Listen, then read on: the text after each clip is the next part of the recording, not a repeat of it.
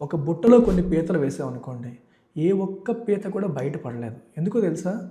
ఒక పీత మెల్లగా కష్టపడి పైకెక్కి బయటికెళ్దామని ట్రై చేస్తే, మిగిలిన పీతలన్నీ కలిపి దాని కాళ్ళు పట్టుకొని లాగేస్తాయి.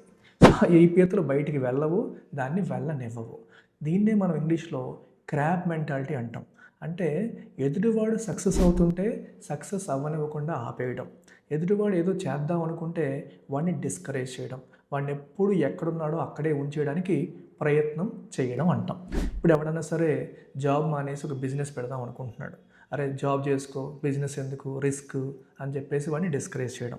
అలాగే ఎవరైనా యూపీఎస్సీకి ప్రిపేర్ అవుదాం అనుకుంటారు. యూపీఎస్సీ ఎందుకు, అసలు యూపీఎస్సీ వస్తదా, ఎవడికో తప్పితే రాదు అని చెప్పి డిస్కరేజ్ చేయడం. అంటే చదువుకునేవాడిని చదవనీయకుండా, రిస్క్ తీసుకునేవాడిని తీయనీయకుండా, ప్రతి విషయంలో కూడా నెగిటివిటీతో వాళ్ళని అడుగు ముందుకు వెయ్యకుండా ఆపేసే ఈ మెంటాలిటీనే మనం క్రాబ్ మెంటాలిటీ అని చెప్పి అంటాం. సో మనం లైఫ్లో ఏదన్నా చెయ్యాలి అనుకున్నప్పుడు we have to shut out noise. మన చుట్టూ చాలామంది ఈ నెగిటివ్ మైండెడ్ పీపుల్ ఉంటారు. మనల్ని వెనక్కి లాగే ప్రయత్నం చేస్తూ ఉంటారు. సో ఆ నాయిస్ని దాటి మనం బయటికి రావాలి. మనం ఏదైతే చేయాలనుకుంటున్నామో అది ఖచ్చితంగా చేయడానికి ప్రయత్నం చేయాలి.